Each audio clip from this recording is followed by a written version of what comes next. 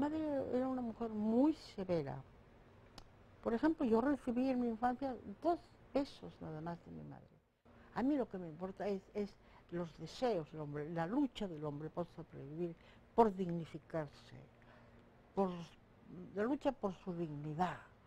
A mí no me dejaron estudiar una carrera, no me dejaron, me lo prohibieron. Total, hice lo que pude, claro, pues todo lo que pude. Pero bueno, no, ellos de entrada no me dejaron. Por eso digo a menudo que yo no tengo ningún orgullo de pertenecer a la especie humana, ninguno. Con la salvedad de que conozco personas maravillosas que son las que ayudan a vivir.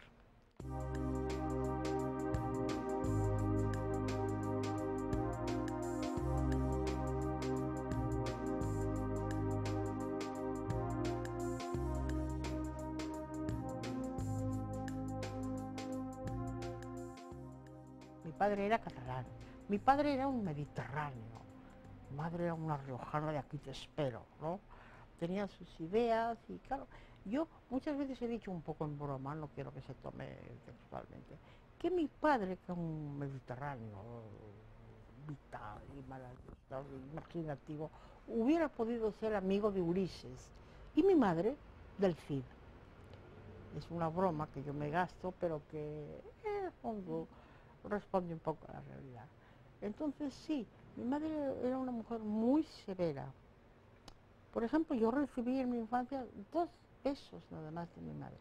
Yo tenía una ansia de cariño tremendo. Aparte de eso, yo era una niña que tenía muchos problemas porque yo era una niña tartamuda.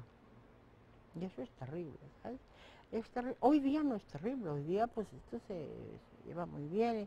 Pero en aquella época, y además encima iba a un colegio de monjas, que no te quiero contar, se llamaban las damas negras, las señoras francesas, que eran tremendas. Entonces, a mí las niñas no me querían porque se reían de mí. Fue una niña que me iba encerrando en mí misma mucho, ¿no? Y entonces, pues, arranqué a escribir a los 5 años ya. Se conservan cuentos míos en la Universidad de Boston, de cuando yo tenía 5 años. Y, porque yo digo, es que si no arranco a escribir, reviento. Si el mundo me rechazara, yo me lo inventaba.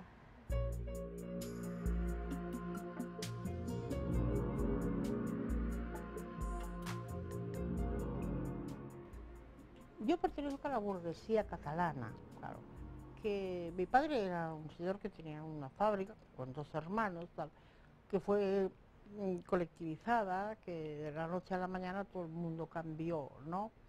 Sí, claro.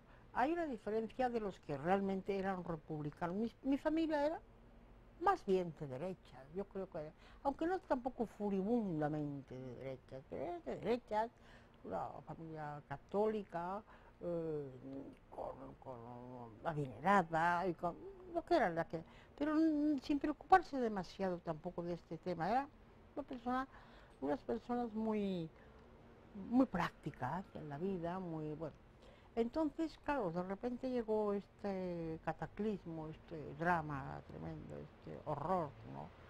Que fue la guerra y nosotros, pues claro, nos quedamos aquí porque, claro, aquí nos sorprendió aquí y aquí nos quedamos. Entonces, nosotros éramos unos niños que no estábamos acostumbrados, por ejemplo, a salir de casa, sino era con la niñera, con los papás, y de repente, de la noche a la mañana, el mundo cambió, se volvió del revés como un calcetín, ¿no?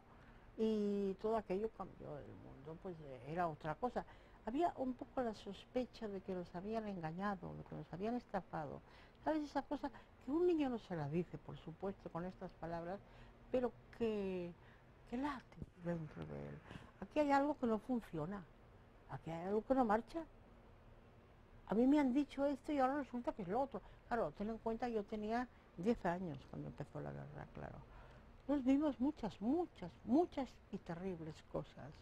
Y bueno, lo que en nuestra vida pequeña, doméstica, daba el tono diferente era que aquellos niños que no salían nunca de casa, como he dicho al principio, si no era con la tata o los papás, o eso, de repente iban a hacer cola para el pan, para las patatas, para todo eso. Es una cosa que ya empezó ahí a cambiar el, la visión del mundo de esos niños, ¿no?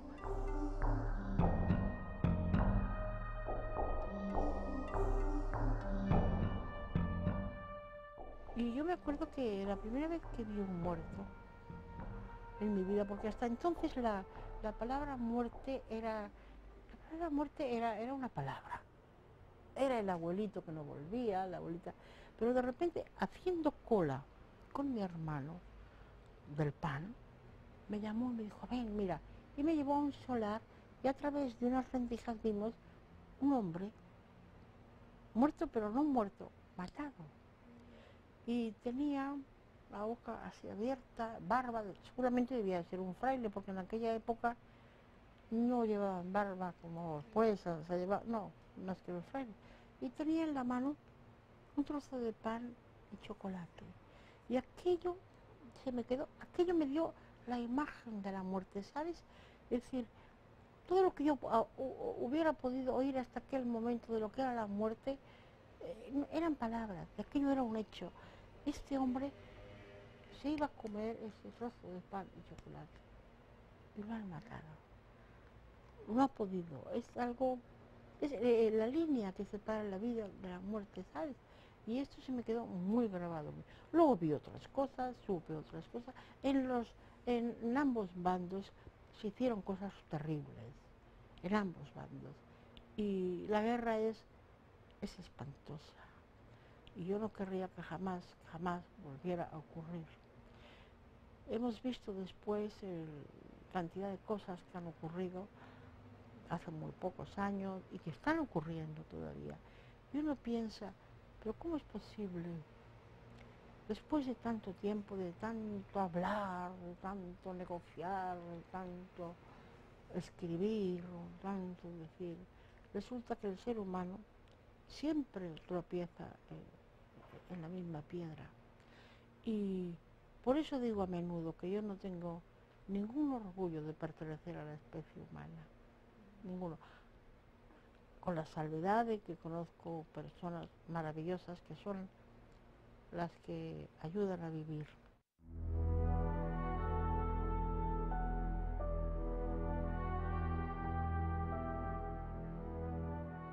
Pero entonces mi padre, pues, pensó que estaba muy bien tener un piso en Madrid y otro en Barcelona y pasar y distribuir. Pero nunca pensaron, eso es una cosa muy curiosa, los niños en la que hay, hablando de la infancia, que a mí me preocupa mucho, me, me hago muchas preguntas sobre cómo veían a los niños en aquella época.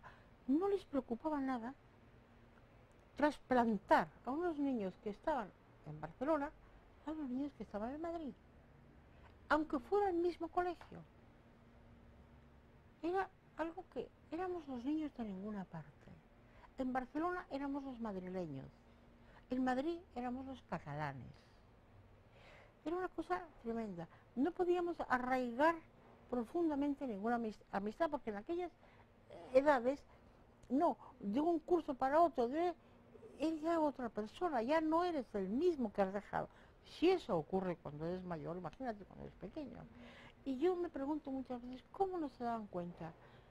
Bueno, pues no se dan cuenta porque al niño no se le prestaba la atención que se le ha prestado después. El niño, como yo oí decir un día a un imbécil, claro, por supuesto, los niños de 4 años no tienen problemas. No los tendría usted. Pero los niños de 4 años tienen problemas.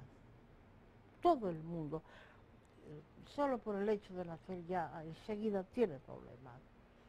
De modo que, ¿cómo puede usted decir eso? Bueno, con esa mentalidad se trataba a los niños como se les trataba. Eran como objetos.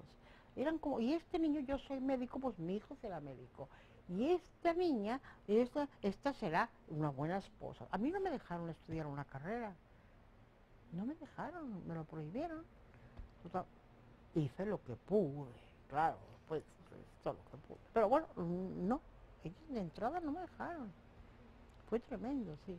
Y luego era la mentalidad de la época. Y no eran malos. no eran malas personas, eran productos de una educación o de una ineducación, yo no sé, o de una mal educación, ¿no?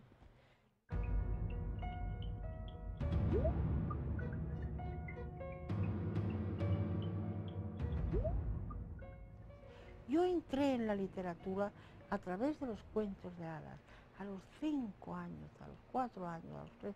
Primero porque me los leían, luego porque ya los leí yo y cómo los escribía, a mi modo, claro. Y yo creo que mi fascinación por la Edad Media viene de un poco de ahí también, ¿no? De que, claro, todos estos cuentos estaban un poco ubicados en un espacio medieval, aunque el origen fuera anterior, pero claro, y me fascinaba. Mi infancia fue a medias, muelle, cómoda, inquieta, angustiada, y después con un estallido de libertad y de, y de asombro ante la guerra civil. ¿Tú te das cuenta lo que es que una niña por primera vez vea a un muerto como yo te lo he contado? Y otras muchas cosas que no voy a contar para no estremecer a quien me esté escuchando, si tiene valor para hacerlo. De modo que luego vino la posguerra. Eso sí que fue terrible también. Porque mira, durante la guerra era terrible, era espantoso, era feroz, pero se nos abrieron los ojos. Era como decir, ahora ya no me van a engañar nunca más. Ahora ya no me van a engañar.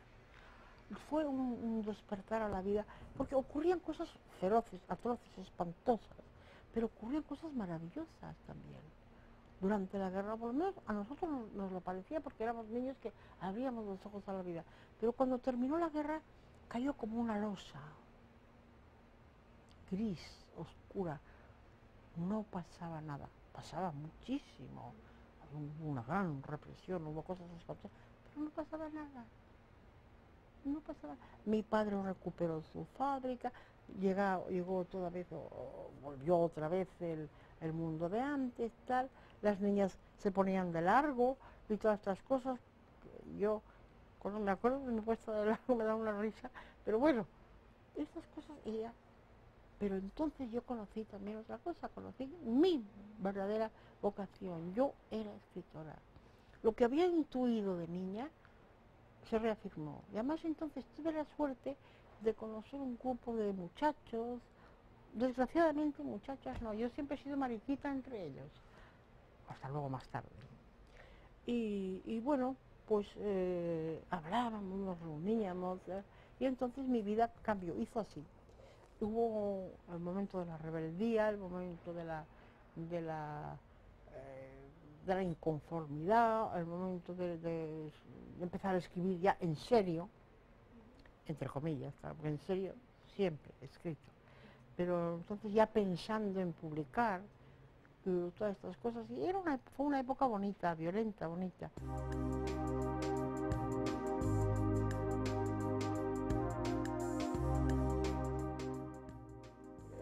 Siempre ha habido una protesta social muy grande. La hay cuando hablo de la Edad Media y la hay cuando hablo de la guerra española y la hay cuando hablo de la cotidianidad española y de antes. Lo que pasa es que hubo una saturación de esto, ¿sabes? Durante un momento, cuando hubo el sarampión del realismo socialista, todo el mundo tenía que escribir el mismo tipo de novela. Entonces llegaron gente, precisamente latinoamericana, con unas novelas extraordinarias, donde había una protesta social, evidentemente, pero sin renunciar a la literatura. Yo en esa línea, en mi modestia, estaba. España se ha banalizado un poco también.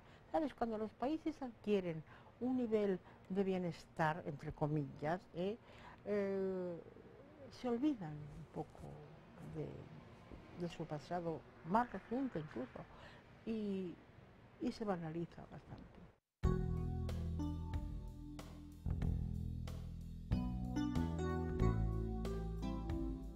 España de los 40 era una España de represión, de campos de concentración, de obreros que se llevaban yo lo recuerdo porque yo hablaba mucho con las criadas entonces, y hablaba mucho y decía mi hermano, que es un obrero de la construcción, usted cree, me acordaré siempre, una cocinera que decía con los ojos llenos de lágrimas, que mi hermano lo que lleva a la obra es una barra de pan negro rellena de espinacas para comer.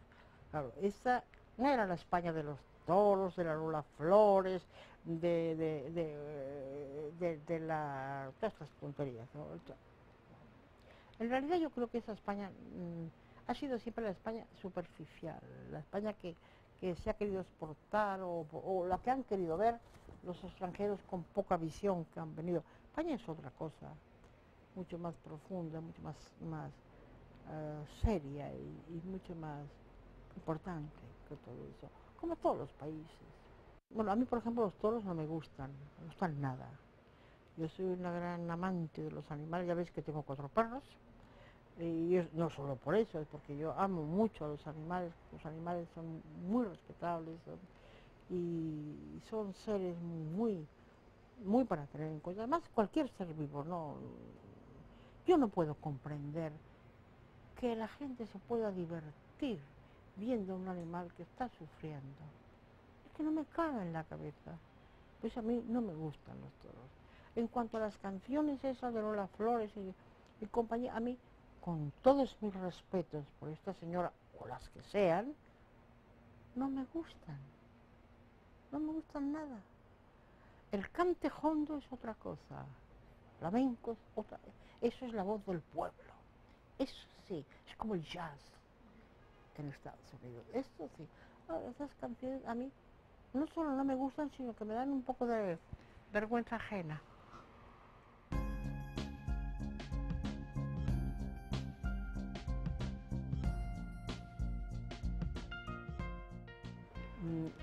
En mis libros la Edad Media se presenta con toda su tenebrosidad y su horror y su crueldad y toda su espiritualidad.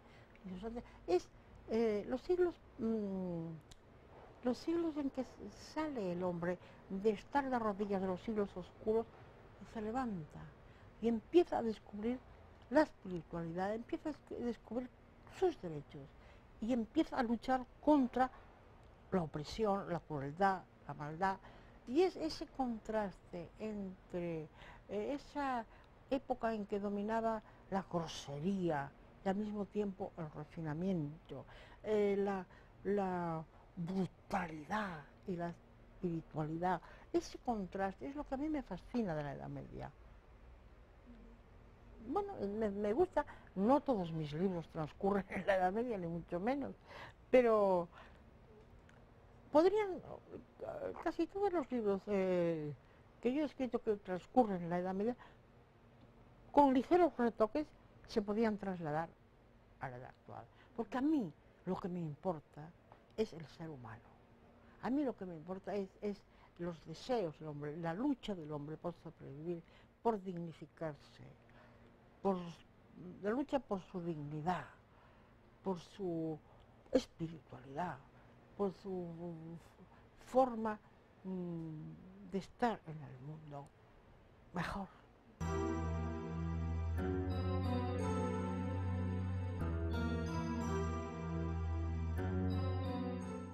Yo tenía mucho miedo a las monjas, a mi pobre madre, y no podía. Yo digo que se me pasó con el primer bombardeo de la guerra, no, con el primero quizá no, con el segundo.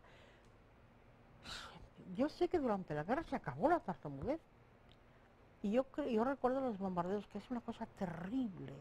Yo cuando he visto esos reportajes sobre, bueno, en Kosovo y en mil sitios que no son Kosovo también, con esos bombardeos, es que el que no ha pasado un bombardeo no sabe lo que es.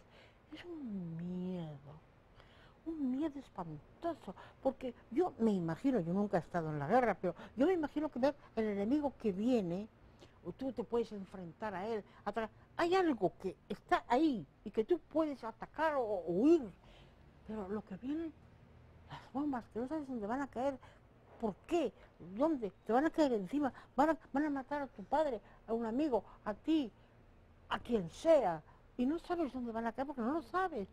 Mira, es un terror. un miedo tan grande el que da eso, una inseguridad, es un temblor de todo tu ser, ¿sabes? ¿Qué va a pasar? ¿Dónde va a caer? ¿Dónde va a caer? Eso es horrible, ¿sabes? Cuando uno es niño, se le queda dentro. Y yo toda mi vida he tenido ese miedo dentro. Ya pasó la guerra, ya pasó... Pero yo, mira, por ejemplo, y te vas a reír, cuando voy a dar una conferencia, me muero de miedo. Ver toda esa gente junta ahí, me da un miedo terrible. Me tengo que tomar un whisky antes, porque si no, no arranco. Llevo el miedo dentro, ¿sabes?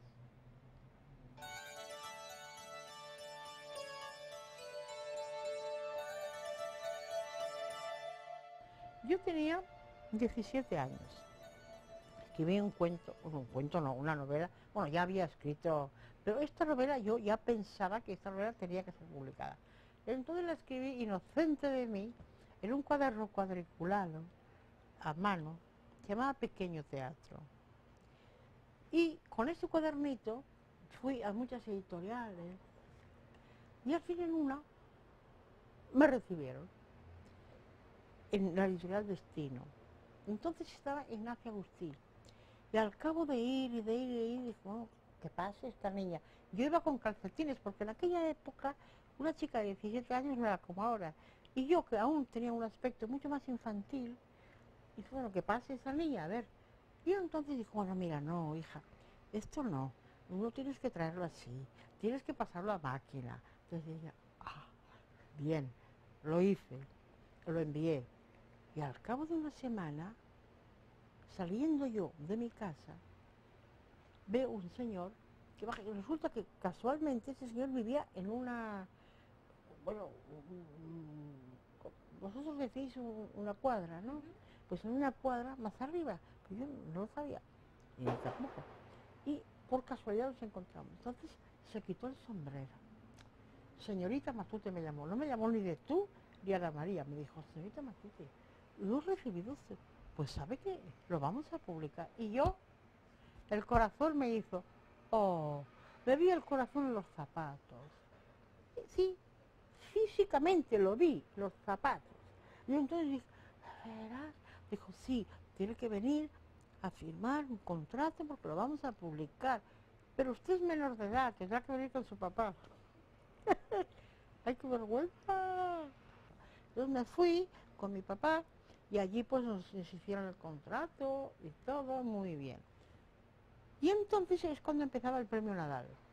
Y yo dije, pues yo me voy al premio Nadal también. Y escribí otra. Y la mandé al premio Nadal. Y quedó en tercer lugar, que era una cosa asombrosa porque fíjate, ¿sabes quién ganó aquel premio Nadal? Nada menos que Miguel Delibes. Y yo quedé en tercer lugar. Del segundo no se acuerda nadie, pero de la Matute sí.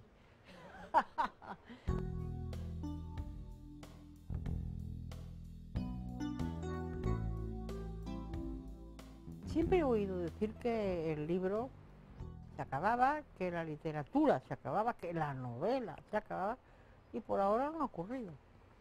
Yo creo que hay sitio para todos, que el placer de abrir un libro y de leerlo no se podrá comparar nunca con otra forma más fría, ¿no? Más,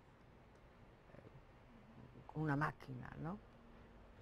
Siempre he conservado dentro de mí un reducto donde se esconde aquella niña que fui, aquella adolescente que fui. Y no la quiero perder, aunque se paga muy caro, ¿eh? Te dan unas bofetadas, pero ahí está. Yo creo que no solamente soy yo, bueno, en mí es en un caso un poco ya exacerbado, pero la mayoría de la gente lleva dentro de sí el niño que fue, o la niña más o menos ahogado, más o menos triste, más o menos apabulladillo, pero lo lleva, excepto los que nunca fueron niños, que también los hay, ¿eh? Que también los hay, y yo conozco algunos. Sí, cuando yo era niña, decía, yo pasaba mal, decía, yo seré escritora, porque eso lo tuve muy claro siempre, yo seré escritora, y además, cuando sea mayor me vengaré de las personas mayores, decía yo. Las personas mayores, entre comillas, siguen estando ahí. A lo mejor son mucho más jóvenes que yo, pero son exactamente el prototipo de personas de las que yo me quería vengar. Y creo que lo hice un poco.